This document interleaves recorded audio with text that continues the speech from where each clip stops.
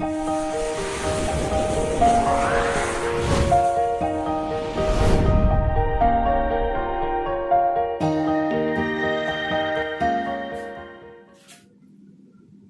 Students, कैसे हो आप लोग? सब लोग अच्छे हो? चलो अच्छी बात है। और हम लोग ईश्वर से कामना भी करते हैं एक दूसरे के लिए कि सब लोग अच्छे रहें और स्वस्थ रहें। तो चलिए आज का क्लास हम लोग स्टार्ट करते हैं। और आज की क्लास में हम लोग जो कूलम्ब्स लॉ पर बेस्ड एनसीईआरटी में क्वेश्चन है उसको डिस्कस करने जा रहे हैं। ये सारे क्वेश्चन क्यों डिस्कस कर रहे हैं? क्योंकि आप लोग में से ही बहुत सारे लोग मैसेज किए हुए थे कि हमको ये क्वेश्चन नहीं बना, ये क्वेश्चन नहीं बना। सारा नंबर लिख करके आप भेजे थे और ये देख रहे हैं ये जितना भी क्वेश्चन आप लोग भेजे हैं वो 90% क्वेश्चन को कवर कर रहा है। और ये सब क्वेश्चन बनना चाहिए। जितना हम लोगों ने पीछे इस पर क्वेश्चन लिया है उस क्वेश्चन के बेसिस पर आपसे बनना चाहिए। आप जाके Coulomb's law first part second part देखिए तो आपसे ये क्वेश्चन बनना चाहिए था। फिर भी नहीं बना, हम लोग डिस्कस करते हैं। और हमने ये डिसाइड किया कि जितना भी क्वेश्चन है उसको हम सॉल्व करके आपको वीडियो हम सेंड कर देते हैं।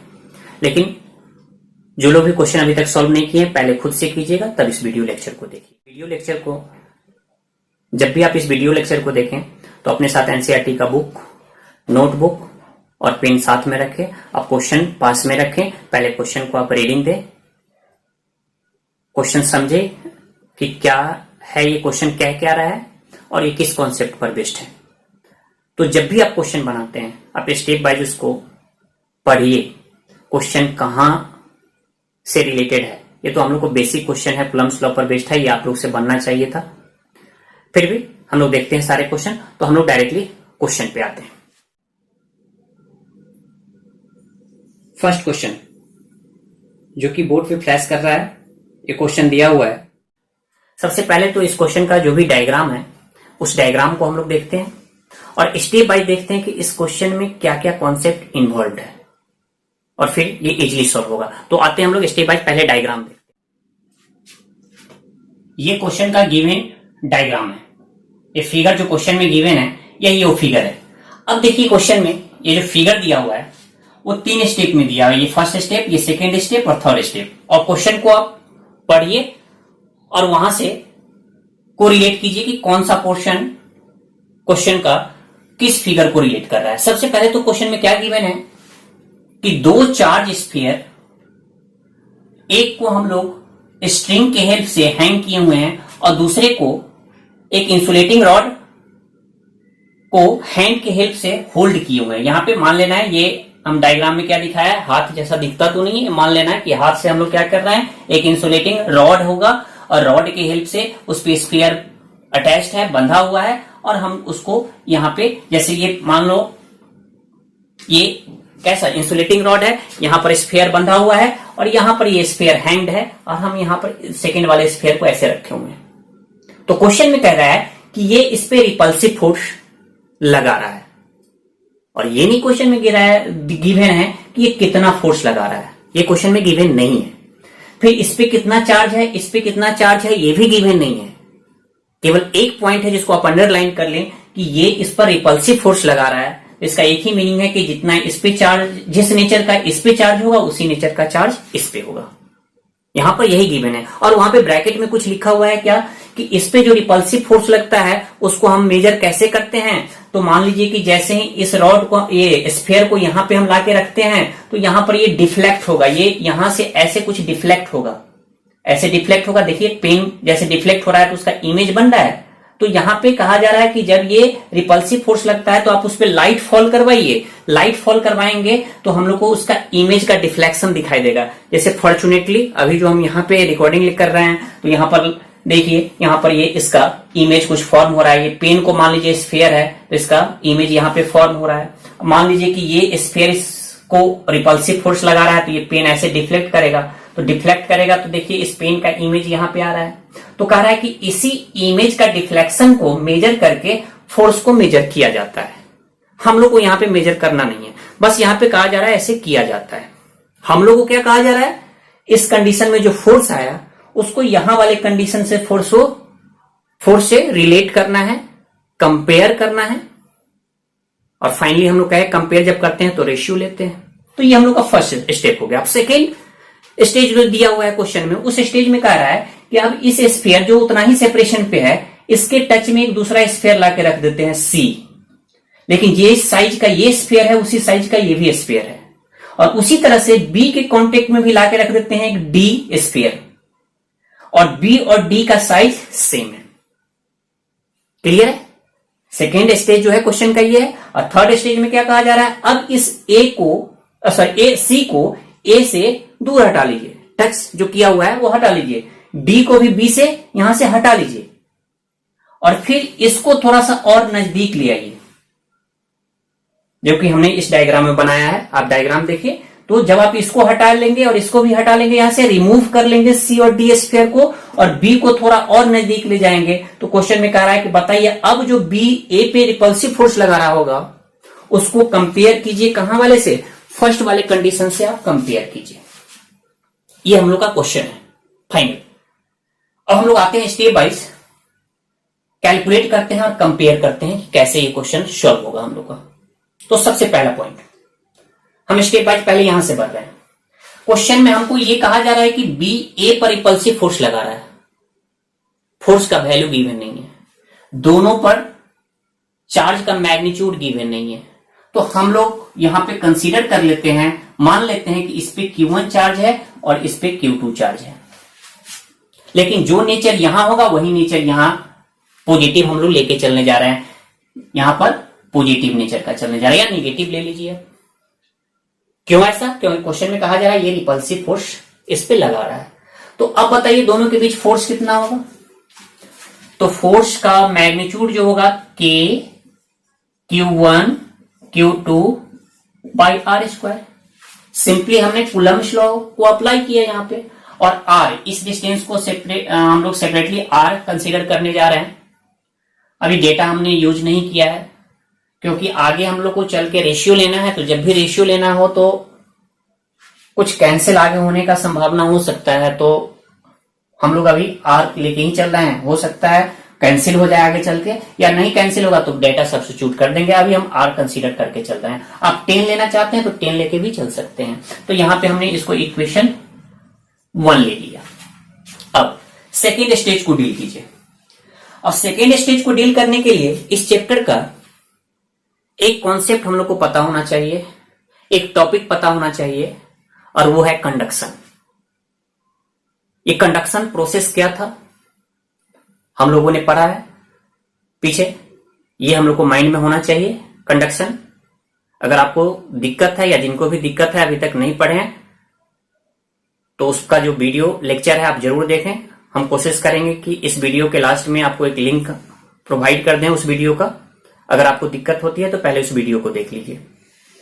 हम लोगों ने जब कंडक्शन डिस्कस किया था तो याद कीजिए कि हमने ये कहा था कि फिजिक्स में जब भी ये सिचुएशन आए कि एक चार्ज कंडक्टर से दूसरा चार्ज कंडक्टर या न्यूट्रल कंडक्टर टच में आ जाए, या कोई वायर से कनेक्ट हो जाए, तो जब भी इस टाइप का सिचुएशन आए तो हमको माइंड में आना चाहिए यहां पे कंडक्शन होगा। कंडक्शन क्या होगा, क्या होता था, चार्ज का ट्रांसफर होता था एक कंडक्टर से दूसरे कंडक्टर पे। फिर हम लोगों ने वहां पर देखा था कि चार्ज का मैग्नीट्यूड कंडक्शन के बाद क्या होगा, तो ये शेप, साइज और मटेरियल पर डिपेंड करता था। तो ये पॉइंट हमको समझ में आना चाहिए इस क्वेश्चन को सॉल्व करने के लिए। तो यहां पर हम लोग इस पे देख रहे हैं कि चार्ज Q1 है, और जिस शेप का ये है उसी शेप का ये भी है, क्वेश्चन में गिवन। तो हम लोगों ने तो पढ़ा था कि अगर शेप, साइज और मटेरियल सेम हो तो कंडक्शन के बाद चार्ज का मैग्नीट्यूड दोनों पर इक्वल होगा। तो इक्वल कितना, तो Q1 को हाफ कर दो। अब ये कैसे कैलकुलेट होता है तो उस वीडियो को जाके आप देखें या उसको रिवाइज करें, आपको आ जाएगा। यहां पर भी Q2 इस बी स्फीयर पे है, और बी स्फीयर के टच में डी स्फीयर है। दोनों का साइज, शेप, साइज सेम है, मटेरियल भी सेम है। तो कंडक्शन के बाद जितना इस पे चार्ज रहेगा उतना ही चार्ज इस पे भी रहेगा, तो दोनों पर हाफ हाफ।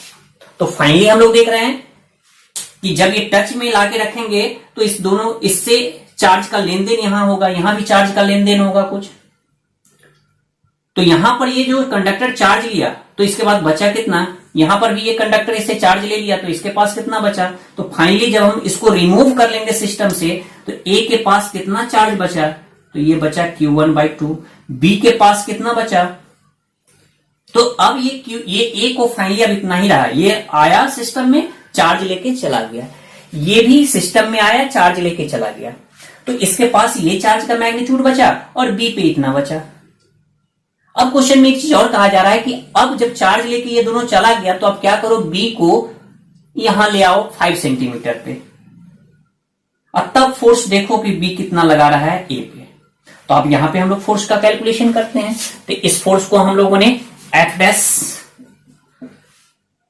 चलिए कंसीडर कर लेते हैं, इस फोर्स को हम लोग एफ डैश कंसीडर कर लेते हैं। तो क्या होगा फोर्स दोनों के बीच, के Q1/2 चार्ज, कूलम्ब्स लॉ लगाने जा रहे हैं सिंपली, Q1/2 इंटू Q2/2 और डिवाइडेड बाई, अब देखो अब इस दोनों को आप मल्टीप्लाई करो तो 4 आएगा, इसका भी स्क्वायर करोगे तो 4 आएगा, तो यहां से कैंसिल हो जाएगा। तो एफ डैश का फाइनल वैल्यू क्या आ जाएगा, K Q1 Q2 divided by r square, equation 2 मान लो। अब आपको कंपेयर करना है तो इक्वेशन 1 को इक्वेशन 2 से डिवाइड कर दो तो ये क्या आ जाएगा, एफ बाई एफ डैश, और दोनों का राइट हैंड साइड में तो डेटा सेम है तो ये 1 आ जाएगा। इसका क्या सिंपली मीनिंग आ गया कि एफ इक्वल टू क्या आ गया हम लोग का, एफ डैश। इसका क्या मीनिंग है कि बाद में जब हम सेपरेशन कम कर दिए तो बी अभी भी इतना ही रिपल्सिव फोर्स लगाएगा जितना यहां पे बी लगा रहा था इस पे। ऐसा क्यों हुआ, हम लोग को तो माइंड में आएगा कि नहीं सर सेपरेशन कम करेंगे तो फोर्स का मैग्नीट्यूड बढ़ना चाहिए था। यहां पर जैसे ये चार्ज रॉड को जितना इसके नजदीक लाएंगे फोर्स का वैल्यू बढ़ेगा। कूलम्ब्स लॉ कहता था इनवर्सली प्रोपोर्शनल होता था डिस्टेंस के स्क्वायर का, तो यहां पर फोर्स का वैल्यू बढ़ना चाहिए था, लेकिन साथ में ये भी तो हो रहा है कि दोनों का मैग्नीट्यूड डिक्रीज कर रहा है, तो मैग्नीट्यूड दोनों के चार्ज का मैग्नीट्यूड डिक्रीज कर रहा है। तो चार्ज का मैग्नीट्यूड डिक्रीज किया और फिर चार्ज का मैग्नीट्यूड डिक्रीज करेगा तो फोर्स का मैग्नीट्यूड डायरेक्टली प्रोपोर्शनल होता है उसके, तो वो भी डिक्रीज करेगा, लेकिन सेपरेशन कम करने की वजह से फोर्स इंक्रीज करेगा, दोनों कंपनसेट करके इक्वल हो गया। आई थिंक आपको समझ में आ गया होगा, दिक्कत होगा तो फिर कमेंट बॉक्स में टाइम नोट करके उसके नीचे आप कमेंट कीजिएगा। आप इसको नोट कर लीजिए, स्क्रीनशॉट ले लीजिए। हम लोग नेक्स्ट क्वेश्चन पे आते हैं।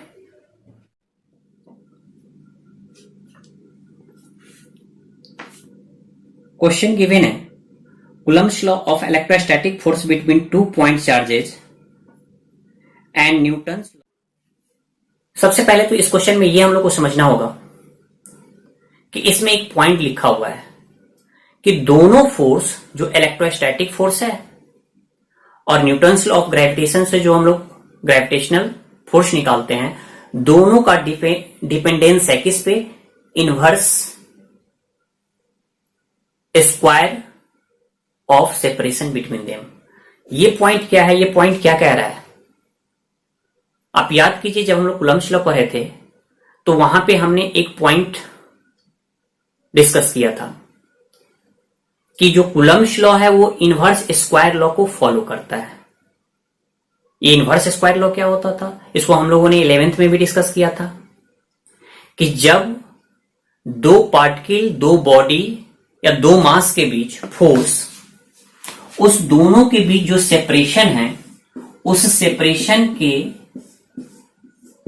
स्क्वायर के इनवर्सली प्रोपोर्शनल हो तो हम लोग क्या कहते हैं, वो फोर्स इस इनवर्स स्क्वायर लॉ को फॉलो करता है। अगर दो बॉडी है, इस दोनों के बीच कोई भी फोर्स लग रहा है, मान लीजिए ये ग्रेविटेशनल फोर्स है, तो ये ग्रेविटेशनल फोर्स दोनों के बीच जो होगा वो दोनों के सेपरेशन के स्क्वायर के इनवर्सली प्रोपोर्शनल है। तो यही तो कहा जा रहा है। कुछ लोग वहां पे सेंड किए हुए थे कि सर इसका क्या मीनिंग है, तो सिंपली यही मीनिंग है कि आप प्रीवियस क्लास को सीरियसली से नहीं लिए हैं, वहां पर सारे पॉइंट्स को आप माइंड में नहीं रखे हुए हैं। बस यही पॉइंट तो कहता था कि ये दोनों के बीच जो फोर्स है इस डिस्टेंस के स्क्वायर के इनवर्सली प्रोपोर्शनल है, तो हम लोग कहते थे कि ये दोनों के बीच जो ग्रेविटेशनल फोर्स है वो इनवर्स स्क्वायर लॉ को फॉलो करता है। अगर यही चार्ज पार्टिकल होता Q1 और Q2 तो कूलम्ब्स लॉ में तो हम लोगों ने पढ़ा था कि दोनों के बीच जो इलेक्ट्रोस्टैटिक फोर्स होगा तो दोनों के बीच जो सेपरेशन है उसके स्क्वायर के इनवर्सली प्रोपोर्शनल होगा। तो हम लोग कह सकते हैं कि इलेक्ट्रोस्टैटिक फोर्स भी क्या करता है, इनवर्स स्क्वायर लॉ को फॉलो कर रहा है। तो क्वेश्चन में ही गिवन है, ये क्लियर है।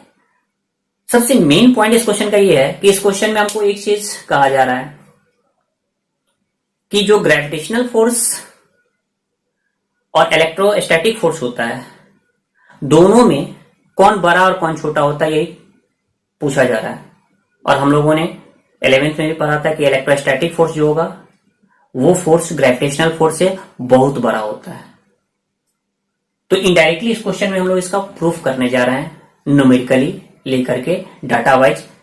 एक प्रोटॉन और न्यूट्रॉन लेने जा रहे हैं, उसके बीच ग्रेविटेशनल फोर्स और इलेक्ट्रोस्टैटिक फोर्स कंपेयर निकाल करके उसको कंपेयर करेंगे। क्लियर। तो क्वेश्चन पे आते हैं हम लोग फर्स्ट पार्ट ए पर आते हैं। क्वेश्चन का पार्ट ए क्या कह रहा है कि आप एक इलेक्ट्रॉन लो और एक प्रोटॉन लो, और उस इलेक्ट्रॉन प्रोटॉन के बीच जो इलेक्ट्रोस्टैटिक फोर्स है, उस इलेक्ट्रोस्टैटिक फोर्स को आप कंपेयर करो उस इलेक्ट्रॉन और प्रोटॉन के बीच जो ग्रेविटेशनल फोर्स है उसके साथ कंपेयर करो। तो इलेक्ट्रोस्टैटिक फोर्स क्या होगा, तो यहां पर इलेक्ट्रॉन और प्रोटॉन दोनों के बीच अट्रैक्टिव फोर्स होगा। ये इलेक्ट्रॉन इस प्रोटॉन को इधर अट्रैक्ट करेगा और प्रोटॉन इलेक्ट्रॉन को इधर। दोनों जो फोर्स एक दूसरे पर लगाएगा वो दोनों को मिलाने वाले लाइन के एलोंग ही होना चाहिए, तो इसी लाइन में होगा।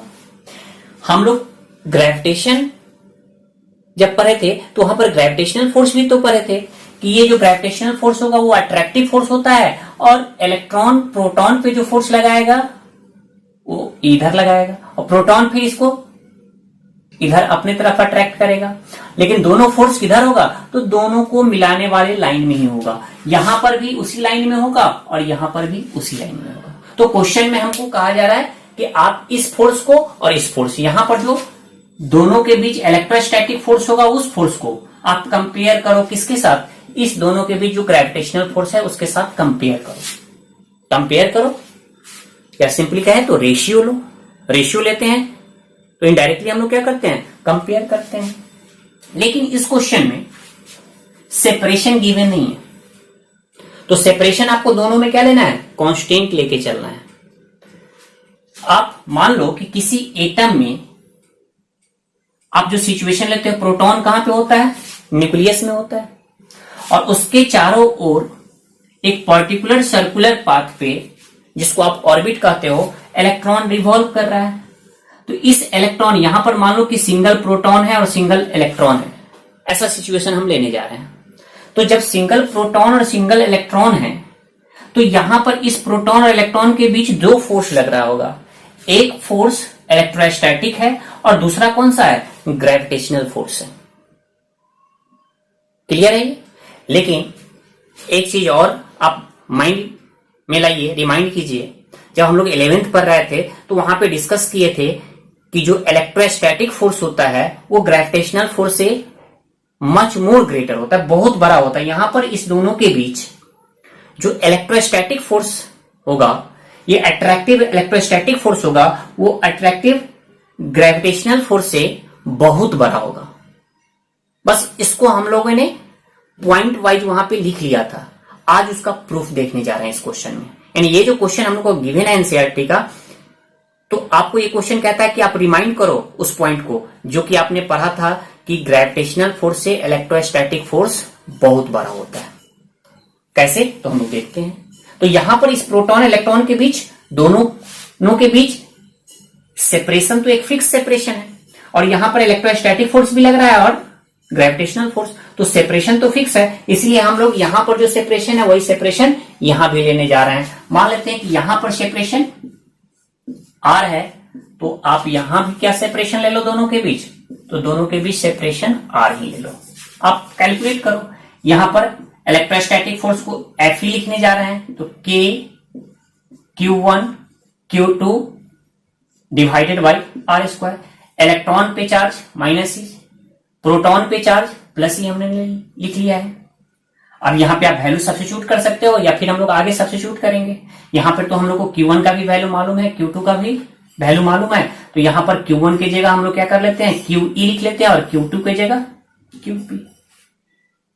क्लियर। अगर आप वैल्यू सब्स्टिट्यूट करना चाहते हो तो 9 इंटू 10 टू द पावर 9 और ये हो जाएगा 1.6 into 10 to the power minus 19 whole square r square. यहां पर हमने E का value 1.6 into 10 to the power minus 19, electron और प्रोटॉन दोनों पर इक्वल मैग्नीट्यूड का चार्ज होता है, अपोजिट इन नेचर। तो यहां पे हमने इसको कैलकुलेट कर लिया। अब यहां पे आप इसको कैलकुलेट करो। तो यहां से ग्रेविटेशनल फोर्स क्या, G मास इलेक्ट्रॉन का इंटू मास प्रोटॉन का डिवाइडेड बाई आर स्क्वायर।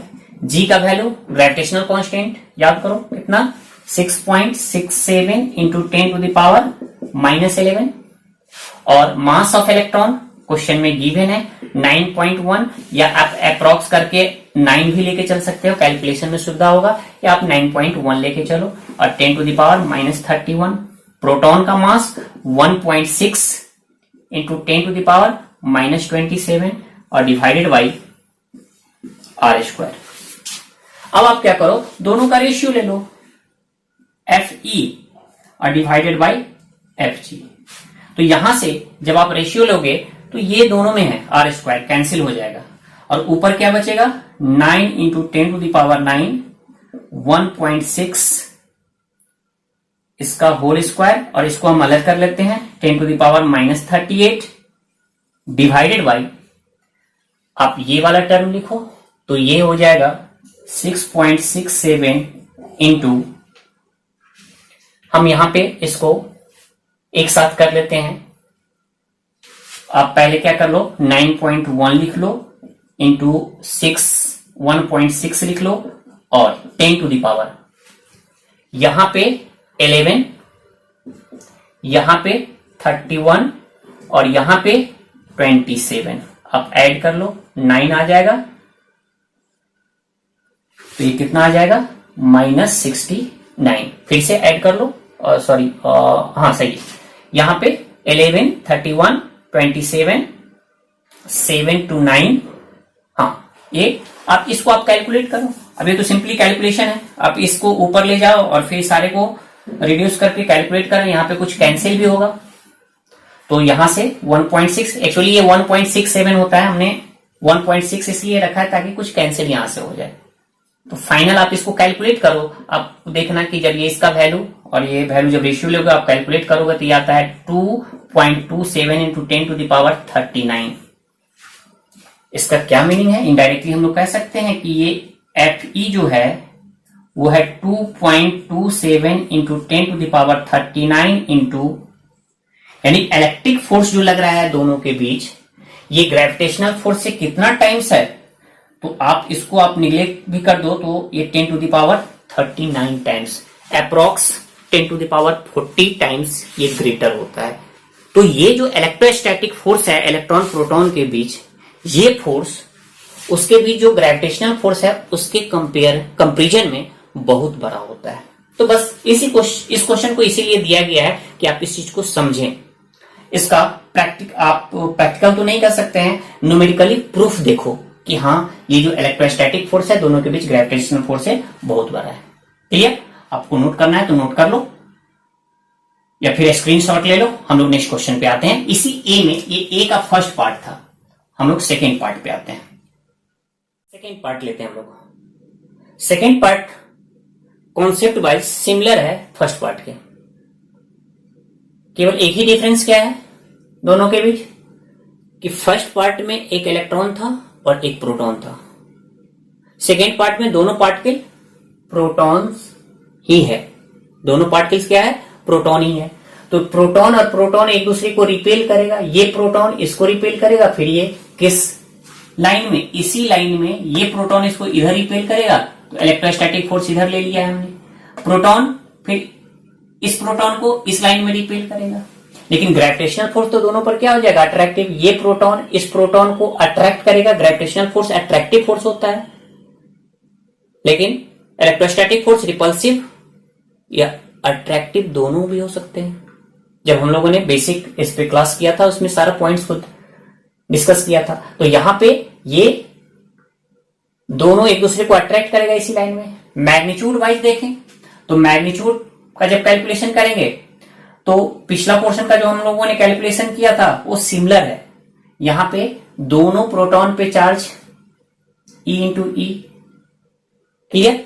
फिर यहां पे दोनों प्रोटॉन का मास, ऐसे क्वेश्चन में आप देखिए तो 1.67 गिवन है, लेकिन हम 1.6 लेके चल रहे हैं। आपको कैलकुलेशन सुविधा होगा, यहां से 1.6 और ये 1.6 कैंसिल हो जाएगा, आपको कैलकुलेशन करने में सुविधा होगी। हाँ, बहुत ज्यादा डिफरेंस तो नहीं आएगा, थोड़ा डिफरेंस आएगा, तो आप वहां से कैलकुलेशन वाइज थोड़ा सा कैलकुलेशन छोटा करने के लिए उस पॉइंट ऑफ व्यू से हमने ले लिया है। तो पहले ही हमने इसको लिख के रखा है क्योंकि दोनों क्वेश्चन सिमिलर है।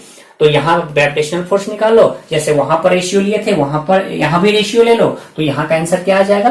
तो यहाँ पर जो इलेक्ट्रोस्टैटिक फोर्स इस दोनों के बीच होगा वो ग्रेविटेशनल फोर्स से कितना टाइम्स होगा, तो आप इसको लिख सकते हो कि Fe जो होगा वो 1.23 इंटू 10⁻36 टाइम्स ग्रेविटेशनल फोर्स के होगा। तो सिमिलर क्वेश्चन है, हम लोग इस पे टाइम ज्यादा वेस्ट नहीं करते हैं, आप खुद से भी कर सकते थे, इसलिए हमने पहले ही इसको लिख के रख लिया है। आपको नोट करना है या स्क्रीनशॉट करना है, लेना है तो ले लीजिए। इस क्वेश्चन के हम लोग सेकेंड पार्ट यानी बी वाले पार्ट में फिर आते हैं, पहले आप इसका स्क्रीनशॉट ले लीजिए। अब हम लोग बी पार्ट पे आते हैं। बी पार्ट में क्या कहा जा रहा था क्वेश्चन में कि इलेक्ट्रॉन और प्रोटॉन के बीच जो फोर्स लगेगा, जो फोर्स से वो एक दूसरे को अट्रैक्ट करेगा, उसके वजह से जो उसमें एक्सेलरेशन प्रोड्यूस होगा, उस एक्सेलरेशन को आप एस्टिमेट कीजिए, उस एक्सेलरेशन को आप कैलकुलेट कीजिए। फिर से आप इलेक्ट्रॉन और प्रोटॉन को एक सर्टेन सेपरेशन पे रखिए और देखिए क्वेश्चन में वो गिवन है। अब ये इलेक्ट्रॉन इस प्रोटॉन को अपने तरफ अट्रैक्ट करेगा इसी लाइन ज्वाइनिंग में, यानी प्रोटॉन पे फोर्स इलेक्ट्रॉन के द्वारा इधर, उसी तरह से इलेक्ट्रॉन पे प्रोटॉन के द्वारा। अब ये दोनों के बीच जो फोर्स लग रहा है, तो ये फोर्स का मैग्नीट्यूड दोनों का इक्वल होगा। क्यों? तो आप याद कीजिए कूलम्ब्स लॉ वेक्टर फॉर्म, उसमें हम लोगों ने इसको प्रूफ किया था कि इस केस में जितना इलेक्ट्रॉन पे प्रोटॉन के द्वारा फोर्स होगा मैग्नीट्यूड वाइज, उतना ही प्रोटॉन के द्वारा इलेक्ट्रॉन पे, दोनों डायरेक्शन अपोजिट है लेकिन मैग्नीट्यूड वाइज दोनों इक्वल होता था। आप इसको आप एस्टिमेट करें, कैलकुलेट करें इस फोर्स को। तो यहां पर इसका चार्ज E, प्रोटॉन पे चार्ज, इलेक्ट्रॉन पे चार्ज इक्वल इन मैग्नीट्यूड और आर स्क्वायर।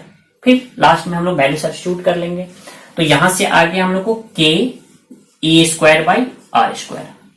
अब कह रहा है कि इस फोर्स के वजह से जो इसमें एक्सेलरेशन प्रोड्यूस होगा, तो एक्सेलरेशन निकालने के लिए हम लोग क्या यूज करेंगे, फोर्स बाई मास। अब आप फोर्स का वैल्यू सब्स्टिट्यूट कर दो, दोनों पर तो इक्वल मैग्नीट्यूड का फोर्स लग रहा है, आर स्क्वायर और डिवाइडेड बाई मास। किसका लोगे, मास इलेक्ट्रॉन का या प्रोटॉन का। तो जब आप इलेक्ट्रॉन का एक्सेलरेशन कैलकुलेट करो तो इलेक्ट्रॉन का मास ले लो, सॉरी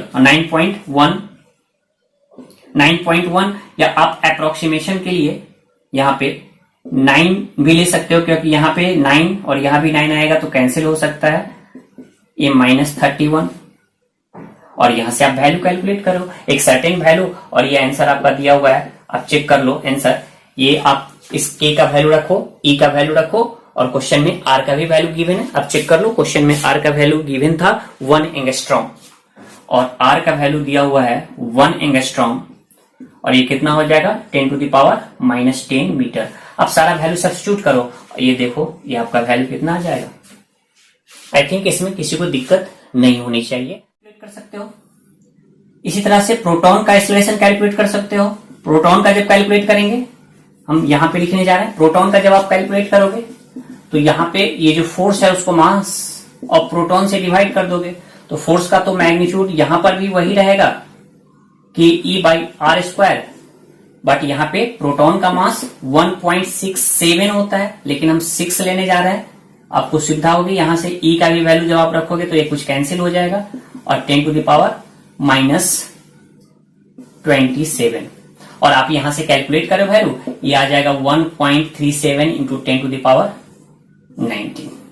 ये हमने यूनिट छोड़ दिया, यहाँ पे आप यूनिट ले लो मीटर स्क्वायर, और यहां पर भी क्या हो जाएगा मीटर पर सेकेंड स्क्वायर, मीटर पर सेकेंड स्क्वायर, सॉरी मीटर पर सेकेंड स्क्वायर।